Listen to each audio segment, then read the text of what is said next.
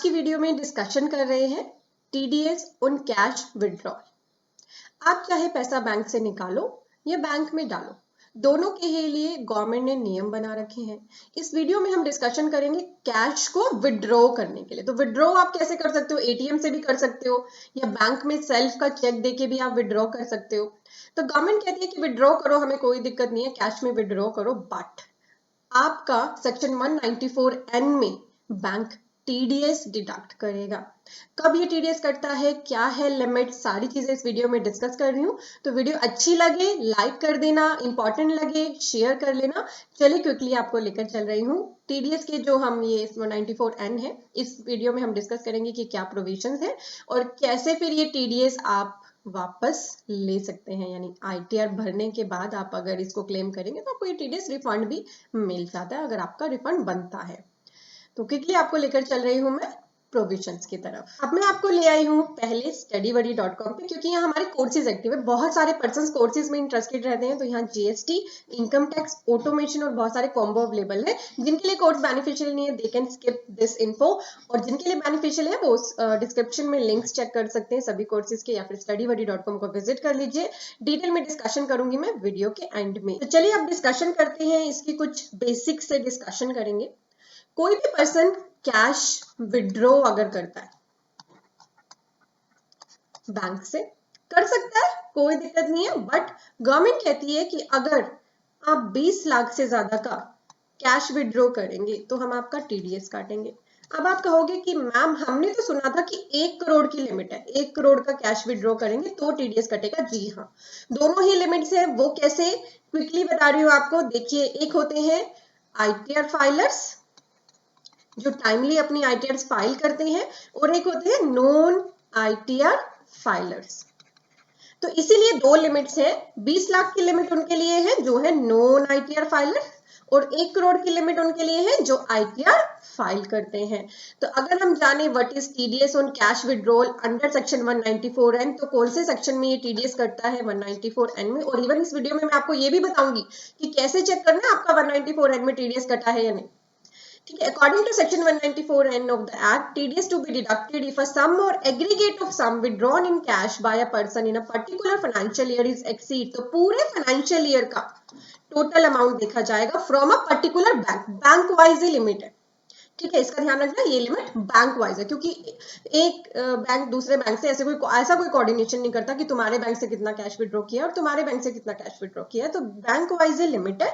मान लीजिए आपने आईसीआईसीआई से भी बैंक कैश विड्रॉ किया, एचडीएफसी से भी कैश विड्रॉ किया, आईसीआईसीआई से किया 60 लाख का विड्रॉल, एचडीएफसी से किया 40 लाख का विड्रॉल, और आप आईटीआर फाइल करते हो टाइमली, क्या आपका ये, क्योंकि 1 करोड़ हो गया, यहाँ पे 50 लाख कर लेते हैं, यहाँ पे आपका कैश विड्रॉल हो गया 1.1 करोड़, क्या इस पे टीडीएस कटेगा? नहीं कटेगा, क्योंकि पर बैंक लिमिट नहीं आ रही है 1 करोड़ में, इसलिए टीडीएस नहीं कटेगा। तो अगर किसी पर्सन का पूरे फाइनेंशियल ईयर का कैश विड्रॉल एक्सीड करता है 20 लाख, किस केस में? जब वो आईटीआर फाइल नहीं करता। For all the 3 previous assessment year, पिछले 3 साल की आईटीआर देखनी है। और 1 करोड़ तब लिमिट रहेगी जब वो आईटीआर भरता है in any one of the 3 previous year. Even एक ही भर दिए, चाहे 3 साल में, पिछले 3 सालों में एक ही आईटीआर भर दिए, तब भी 1 करोड़ की लिमिट रहेगी। अभी मैं आपको एग्जांपल भी दूंगी, बिल्कुल भी चिंता नहीं करनी है आपको। ठीक है, तो बैंक टीडीएस कौन काटेगा? बैंक्स, वेदर वो प्राइवेट है, पब्लिक है, या कोऑपरेटिव बैंक है, या post office. The tax is deducted when making any cash payment to any person in excess of 20 lakh or 1 crore as the case may be from his or her account maintained with the such bank और the post office. अब कुछ cases में cash withdrawal होते हुए भी TDS नहीं कटता, वो कौन से हैं? सेंट्रल गवर्नमेंट या स्टेट गवर्नमेंट कैश विड्रॉ कर रही है, प्राइवेट या पब्लिक सेक्टर बैंक कर रहे हैं cash withdraw, any cooperative bank, post office, bank के कोरेस्पोंडेंट्स, व्हाइट लेबल एटीएम ऑपरेटर यानी जो एटीएम में पैसा डालने वाले ऑथराइज्ड पर्संस होते हैं, central government specified commission agent और trader operating under agriculture produce market committee for making payment to farmer on account of purchase of agriculture produce. तो इसका सबसे ज्यादा ध्यान रखना आपने, क्योंकि जो एग्रीकल्चर प्रोड्यूस है उस केस में अगर कैश ट्रांजैक्शंस हो रही है तो वो यहाँ पे कहीं ना कहीं एग्जाम्प्ट कर रखी है। ज्यादातर कैसे पर्सन इसमें कवर हो जाता है? जैसे सीएससी सेंटर वाले पर्सन, बहुत ज्यादा कैश विड्रॉल उनका होता है, तो सेंट्रल गवर्नमेंट ने स्पेसिफाई कर रखा है स्पेसिफाइड कमीशन एजेंट या ट्रेडर जो ऑपरेट करते हैं under agriculture produce market committee किसको पेमेंट करते हैं? ये फार्मर्स को on account of purchase of agriculture produce. या authorize dealer and its franchise agent and sub agent and full fledge money changer license by RBI and its franchise agent. जो full fledge money changer है, जिनको RBI ने licence कर रखा है, उनके ऊपर भी टीडीएस की लायबिलिटी, उन पर भी टीडीएस अट्रैक्ट नहीं होगा। ठीक है, any other person as notified by the government. Clear हो गया आपको? इनके अलावा कोई भी पर्सन कैश विड्रॉ करेगा, मैं करूंगी, मुझ पर टीडीएस अट्रैक्ट हो जाएगा। चलिए अब जानते हैं रेट। अब आप कहोगे टीडीएस का रेट क्या है? तो टीडीएस का रेट है 2%। अगर आप आईटीआर फाइल करते हो, पिछले 3 सालों में एक भी आईटीआर फाइल कर रखी है, 1 करोड़ से ज्यादा का कैश विड्रॉ करोगे तो 2% का 1 करोड़ से एक्सेस अमाउंट पे टीडीएस कटेगा। मान लो आपने पूरे साल में 1 करोड़ 20 लाख का कैश विड्रॉ करा, तो 20 लाख पे 2% आपका टीडीएस कटेगा सेक्शन 194N में। और जो पर्सन नॉन आईटीआर फाइलर्स हैं, उनके लिए एक तरह से यहाँ पे स्लैब दे रखी है, 20 लाख से लेकर 1 करोड़ तक जितना अमाउंट होगा उस पे टीडीएस कटेगा 2%, 1 करोड़ से अबव पे कटेगा 5%। ठीक है, अभी आपको मैं एग्जांपल के साथ समझा रही हूँ और इवन ये भी बताऊंगी कैसे चेक करना है आपको कि आप पर 194N आपका कटा है या अट्रैक्ट हुआ है या नहीं। तो ये है example. In case in which an individual ABC, एक इंडिविजुअल है एबीसी, उसका सेविंग अकाउंट भी है और करंट अकाउंट भी है एक बैंक में।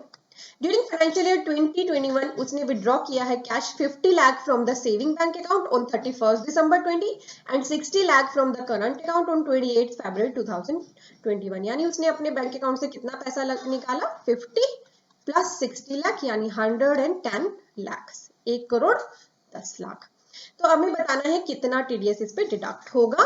और यहाँ बताया mister ABC regularly ITR file कर रहे हैं फ्रॉम लास्ट 10 इयर्स। तो इस पे कौन सी लिमिट रहेगी हमारी? 1 करोड़ की। यानी 1 करोड़ से ऊपर का जितना अमाउंट है वो कितना है इस केस में? 10 लाख। कितना टीडीएस कटेगा इस पे? @ 2% जो हो जाएगा 20,000 रुपीज। ठीक है, तो यहाँ पहला केस था कि जब ये आईटीआर फाइलर था। अब इसी केस में अगर ये नॉन आईटीआर फाइलर होता तो टीडीएस कितना होता वो हमने यहाँ देखना है। तो हमें पहले लिमिट देखनी है 20 से 1 करोड़। 20 से 1 करोड़ के बीच में अमाउंट कितना आया? 80 लाख। तो 80 लाख पे इसका टीडीएस कटेगा 2% के हिसाब से 1,60,000। और बैलेंस जो 10 लाख है इस पे टीडीएस कटेगा 5%। तो ये टोटल जो टीडीएस उसका डिडक्ट होगा 2,10,000। This plus this.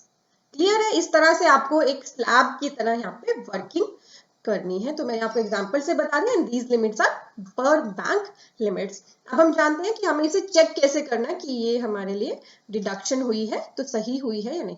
तो इसके लिए आप यहाँ इनकम टैक्स की वेबसाइट पे आ जाइए, incometax.gov.in। यहाँ पे ना ये जो ये टैब है क्विक लिंक्स है, इनमें एक लिंक दिया है आपको टीडीएस ऑन कैश विड्रॉल। इस पे आपको क्लिक करना है।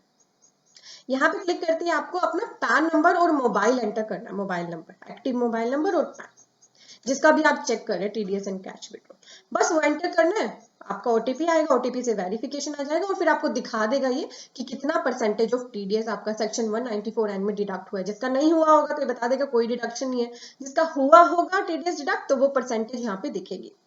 अब जिसका भी 194N में टीडीएस कटा है, ऐसा नहीं है टीडीएस कटा तो ये पैसा बेकार हो गया, नहीं, ये पैसा कहाँ जाएगा? आपके 26A। ये होता है फॉर्म 26AS। इस फॉर्म 26AS में जितना आपका टीडीएस कटा होता है, चाहे किसी ने भी काटा, वो सारे टीडीएस आपके फॉर्म 26AS में आते हैं।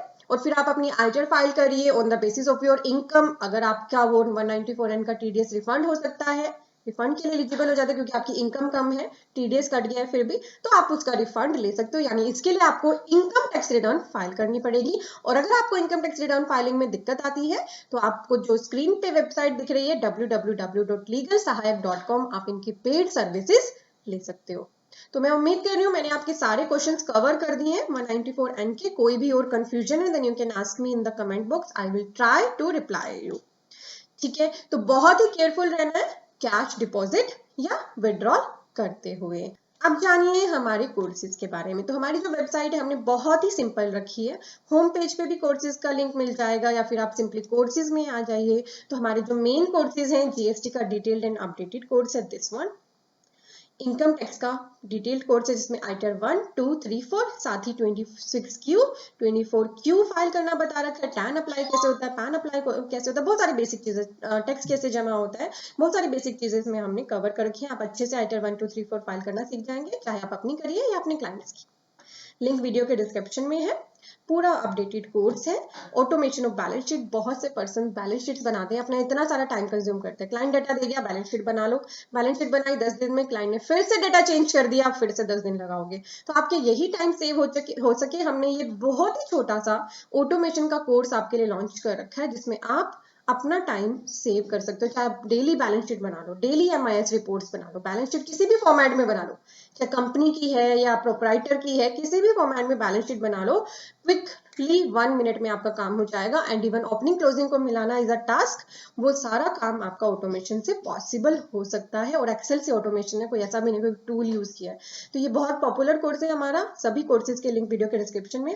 कुछ पर्सन सभी कोर्स करना चाहते हैं हमारे, तो तीनों का भी कॉम्बो अवेलेबल है, इनकम टैक्स का, ऑटोमेशन का, GST and automation, GST income tax, तो सारी कॉम्बो भी अवेलेबल कराए हुए। कॉम्बो में थोड़ा सा प्राइस कम हो जाता है और वैलिडिटी एक्सटेंड हो जाती है।